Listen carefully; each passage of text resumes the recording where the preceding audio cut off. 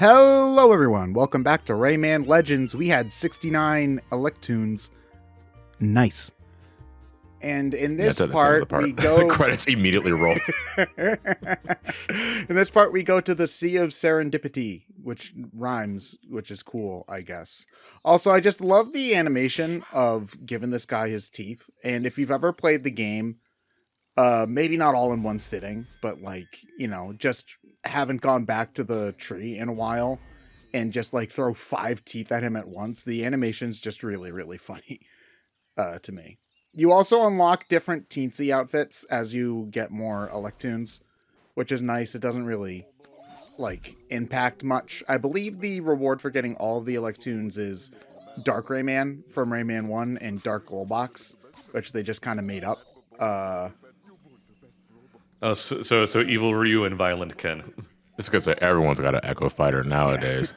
And the Who's Its Face in the middle has dialogue for every costume, which is cool. He's from Rayman 2, right? I do not recall. Okay. I am not super familiar with the other Rayman games and their lore or characters, so... To be fair, neither am I. I mean, I like Rayman 2, but I haven't played it in a long while. Yeah. I think it's more just impressive that they had so much scope for the time. Because we didn't really see games with that kind of attention to story that early. That became more of a PlayStation 2 kind of thing, to have it presented that way, especially. What are you talking about for platformers specifically? Yeah, obviously there were RPGs since the NES, but Well, I'm keeping it right. I'm keeping it to platformers. I'm thinking of around the era of when you're talking Rayman 2. So 1998 or 9, whenever that game came out.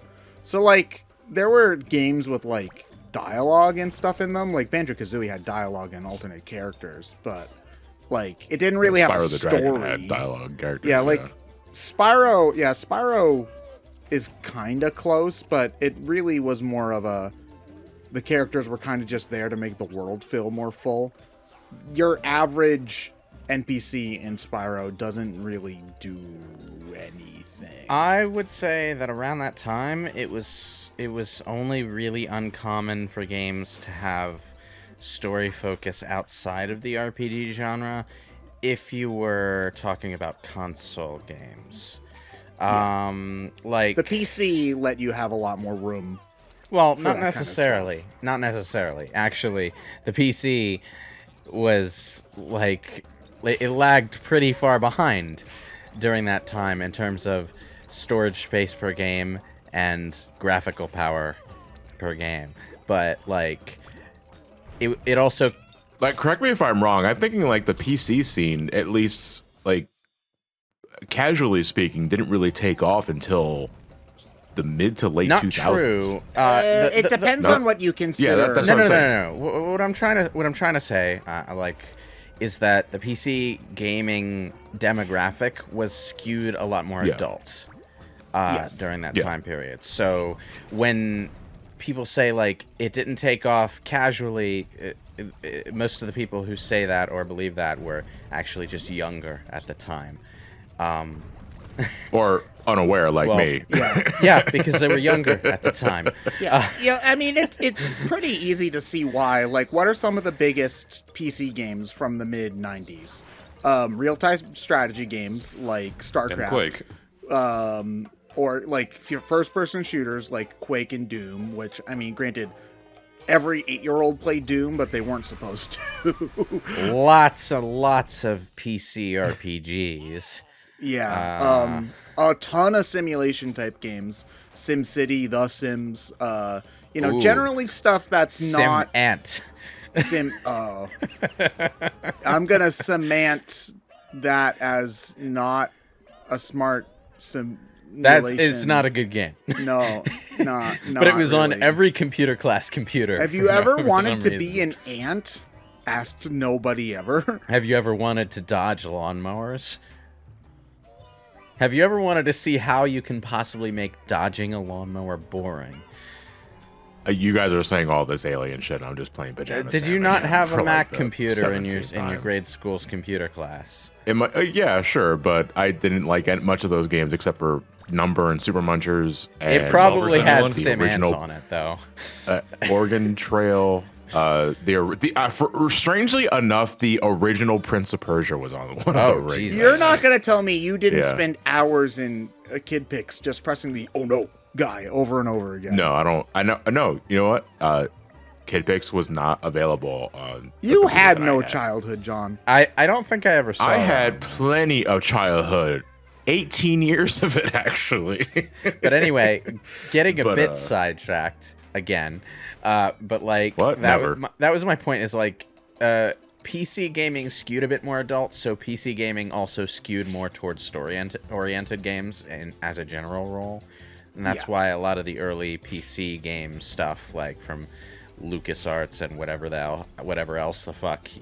So you would think that it was strictly demographic and not so much of what a general audience might know is good on a PC? Well, think about it this way. Most people who had a PC in the 80s and 90s bought them for work, to do taxes, for boring grown-up stuff, one could say. And if they got a game on it, you know, that was just an extra bonus, or so that they could slack off at the office.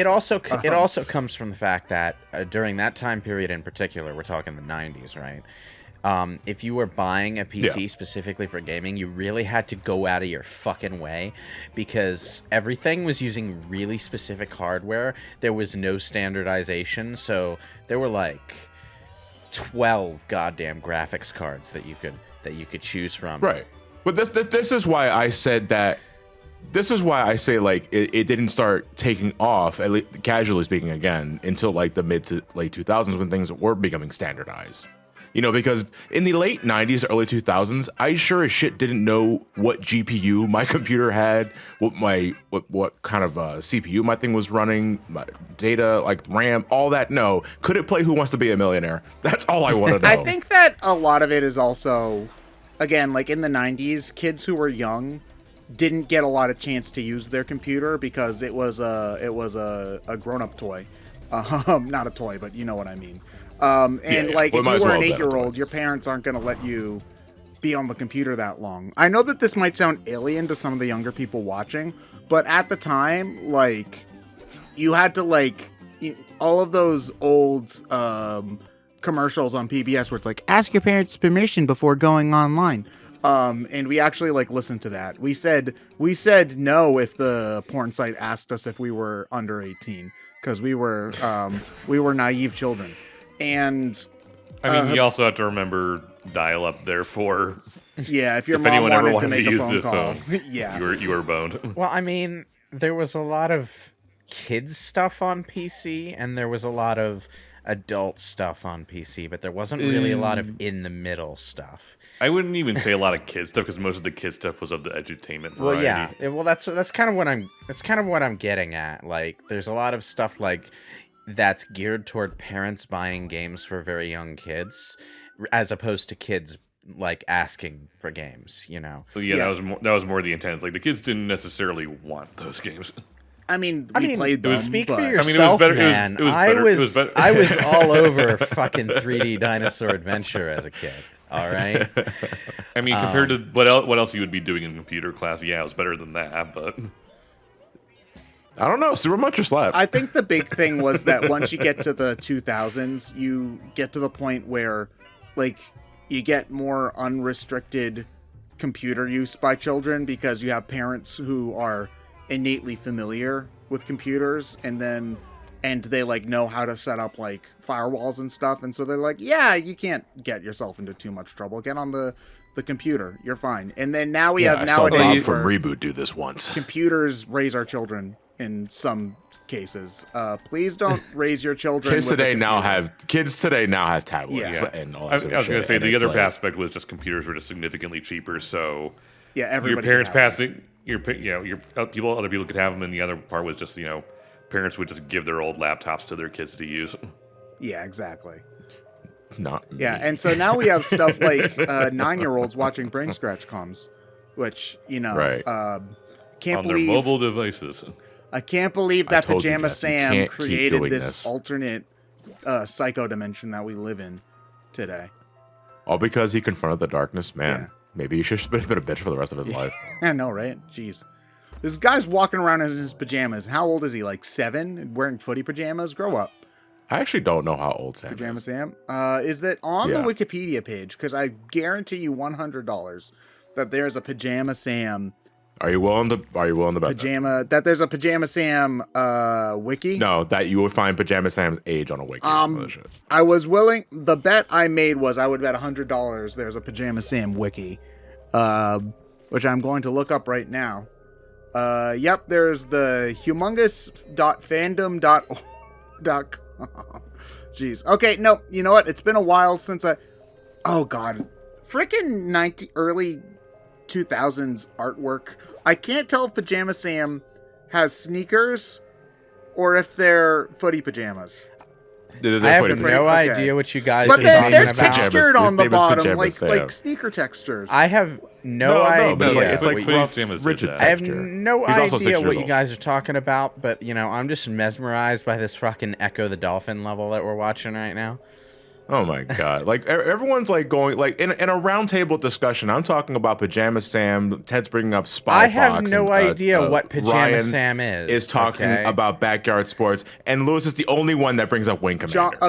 John, I apologize and take that back. Okay. Lewis, you had no Okay, childhood. look. I would not bring up Wing Commander because, like, while I'm familiar with the company that made it, I've never fucking played it. So, like, I mean, John, since you brought up backyard sports, were you that kid who played Pablo?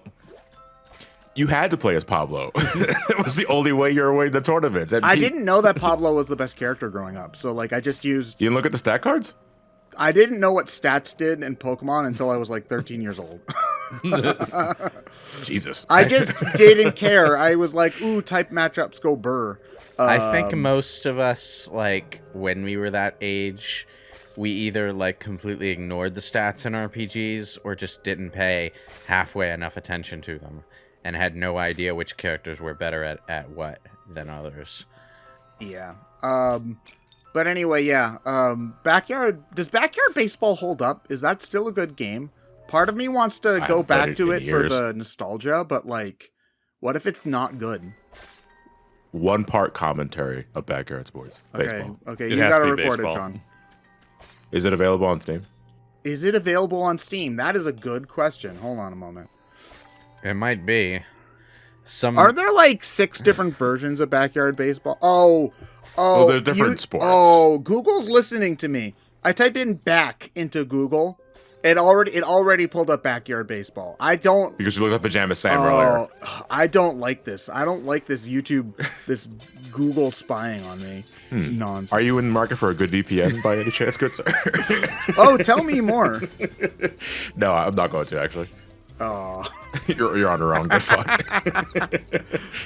Nope, it's not on there. You get $99 for all the Humongous Entertainment games. That's a lot. Oh, it's 35 games though, to be fair. So, while we're talking about old ass games, am I seriously the only one here who's played Jill of the Jungle? Yes.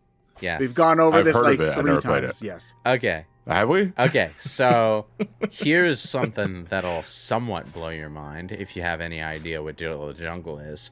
The company that made that game was called Epic Mega Games. Do you want to know what they're known as now? Mega Epic Games? Just No, they're just known I've been as Epic bamboozled. Games. It's just Epic Games just now. That Epic Games. Do people still hate Epic right now? Yeah. Yeah. Okay. Look, dude, if they hated them at any point in history, they still hate them. That's just. I was gonna say nothing's changed. That's just That how is it goes. fair.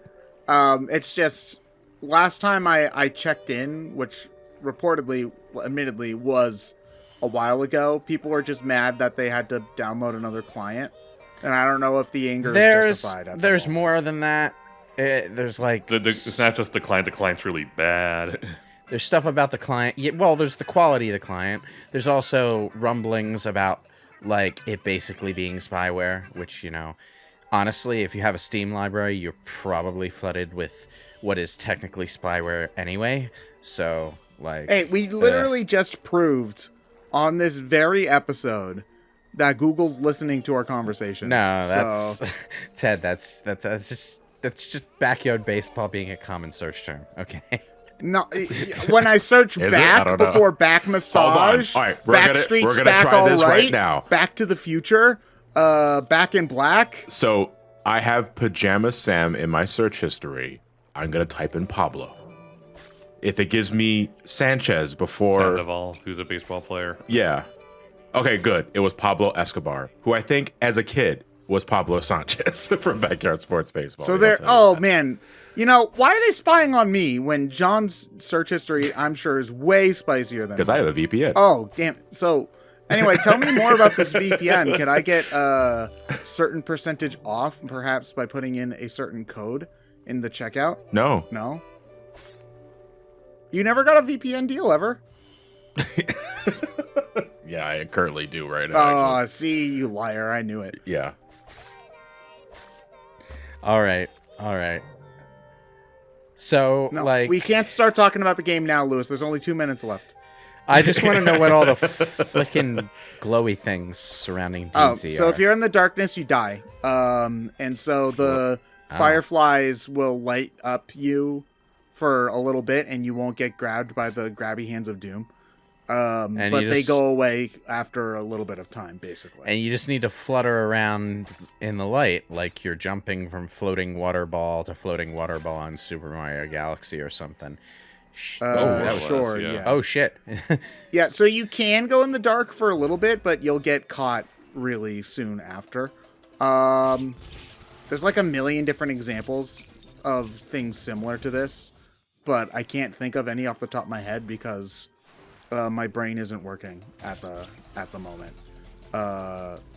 So yeah.